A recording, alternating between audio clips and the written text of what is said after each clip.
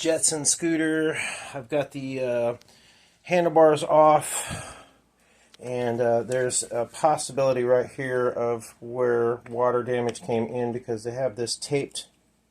This has been taped on here, so I suspect we're going to find water somewhere down in here, and we see signs of water damage right here with the rust. And then we get down in there further, pull the control. This is your control module. You see signs of rust on there, so water has been down and made contact with this. Controller for DC brushless motor, 36 volt, 15 amp, under voltage 29. Tells you the program mode,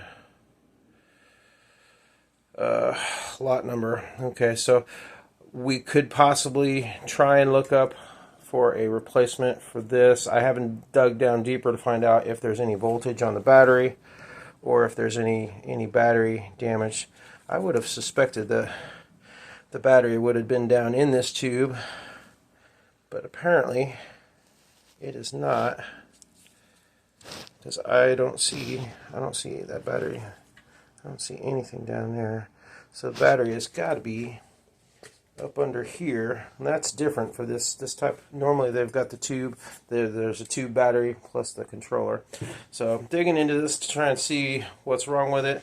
If I can get some voltage out of the battery itself and find out if the battery is good itself, if there's no signs of dead short there, I would say your most likely suspect is this. That's fairly easy to replace if there's parts available. This is a retired model, so parts might be impossible to get, and therefore somebody sold you a $7 scooter because they knew they couldn't get it fixed. So I'm looking into it. That's what we got so far.